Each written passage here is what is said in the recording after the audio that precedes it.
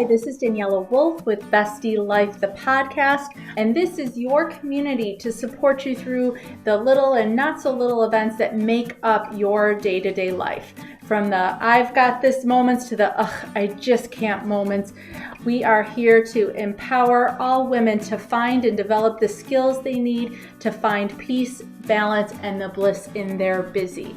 Through solo episodes as well as interviews with amazing women who share their journey and their story and how it works for you.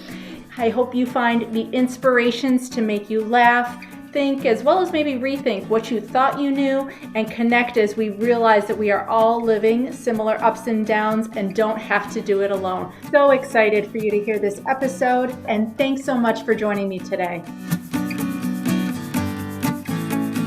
Hi, this is Daniela with Bestie Life, the podcast, and today I'm so excited for you to meet Laura Kane-Punyon. She is the founder of Gather Around Our Table, which is a networking group that believes that the vulnerability that we share from our stories and our community is what brings us our power and what brings us all together. And so by creating these amazing gatherings and dinners and events, she helps bring women together from all different walks of life to help support and empower each other. So thank you so much, Laura, for being here today. No problem. Thank you for having me. So if you could share a little bit more about your story, your background, and how you kind of created Our Table. Sure. I have had a 14-year professional background in the finance and business world. I was running a CPA firm for 7 years when COVID hit. And I have 2 young kids. So we were, my husband and I were both working from home. I have a neurological condition that we made the decision to isolate as much as possible in the early days. So we didn't have childcare. So it's, 2-parent working home, 2 kids, no school, no childcare or virtual school.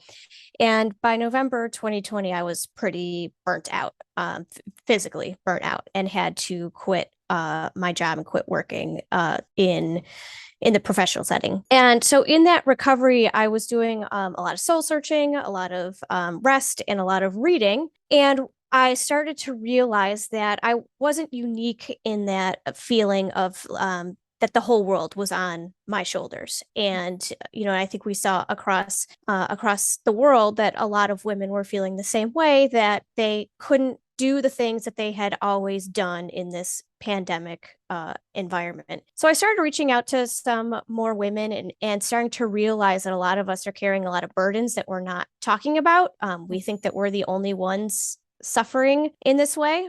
So what I wanted to do, especially as we were coming out of, that more isolation version of COVID, was trying to find ways for women to connect on a meaningful level in person and more often. Because so often, we're on the, text messaging with our friends or Facebook with our friends, or even if we finally get a dinner together, like when we finally get there, we're just so exhausted by everything it took to get there that we don't actually start talk about what's really going on.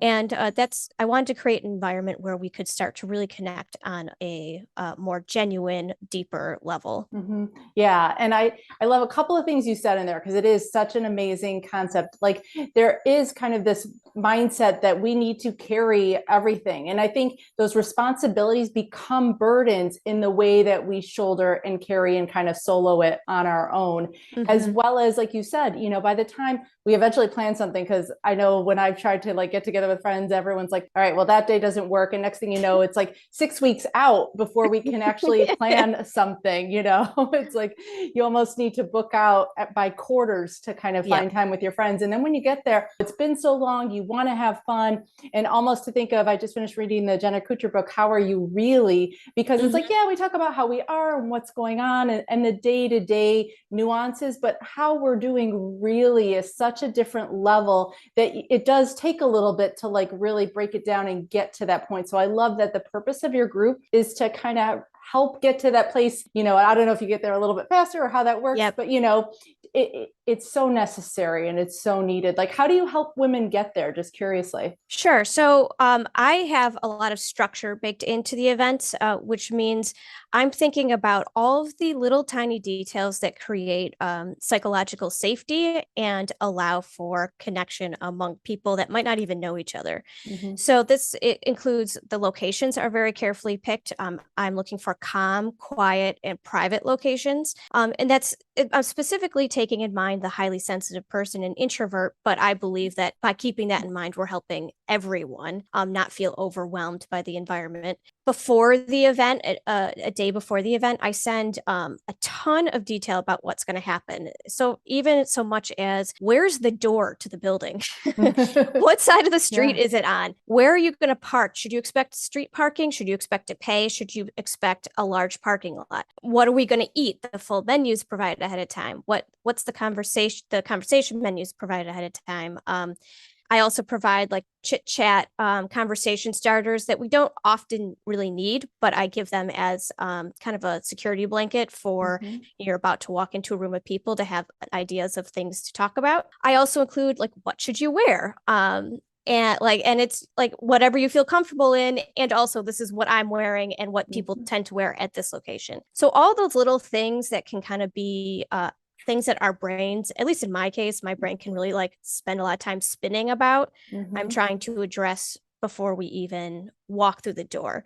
And then when women arrive, I take on as much of the awkwardness and awkward silence as possible and connect everyone quickly and introduce everyone, start getting those social juices flowing. And we sit down to 3 courses of food and well-paired drinks, whether it's mocktails or wine. And part of that purpose of having the 3 courses of food and drink is to give us another thing to connect over. It's not, we're nourishing our bodies, it's delicious. There's a non-emotional things we can talk about while still kind of getting embodied in a way. And then finally, I have a conversation menu where it's a list of story starters, essentially, where women can start the conversation grounded in her own lived experience. And she tells the story and I connect everyone around that story and we start asking a lot of questions and sharing similar experiences.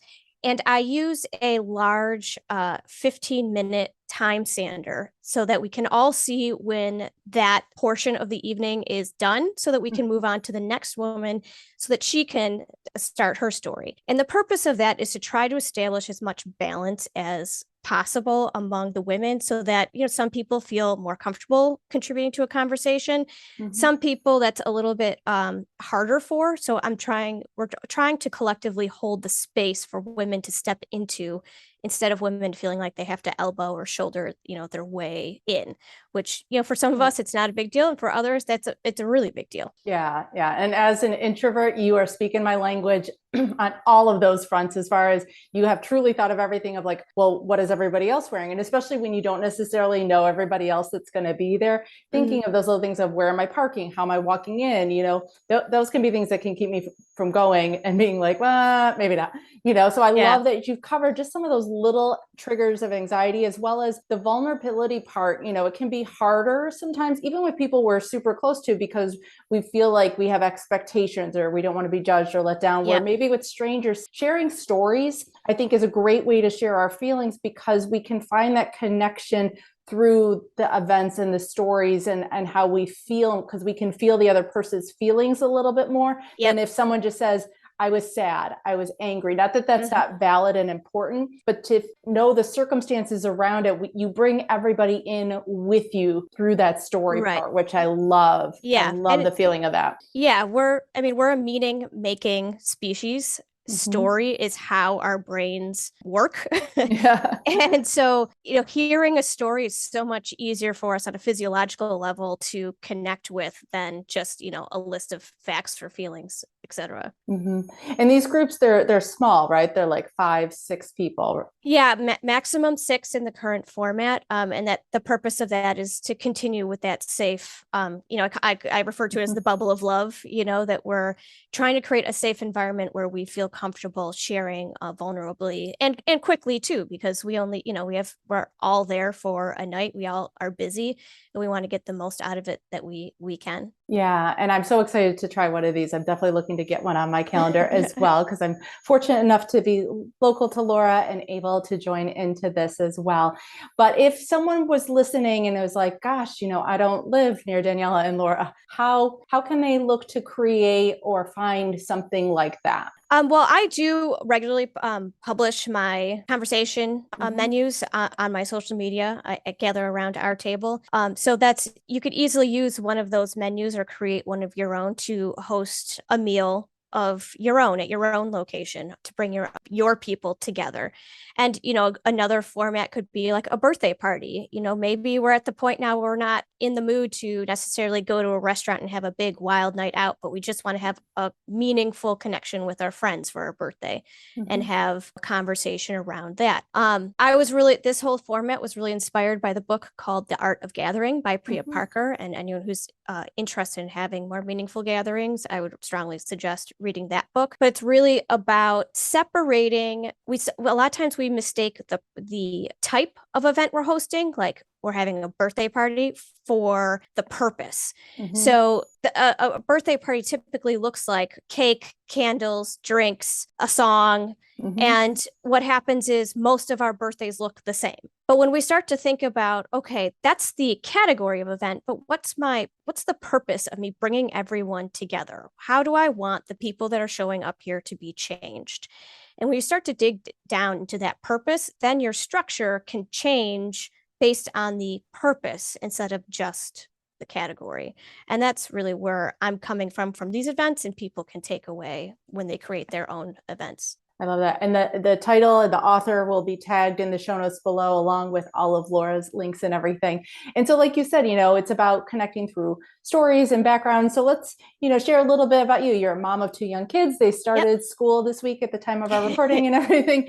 So how was your week? How are you doing? And what have you done to take care of yourself through this week? That's an interesting question, because I was, as a mom who's trying to, launch a business, I was quite excited for my kids to go back to school and not have to field, a million requests every 5 minutes. But I was actually a little bit surprised by, that was nice to have, that chunk of time of just, quiet in the house where you can start to actually hear the refrigerator hum and the different sounds your house makes. But I also noticed I started getting a little anxious because it means it's time for me to interact with a system that, I don't have a lot of control when they're at school.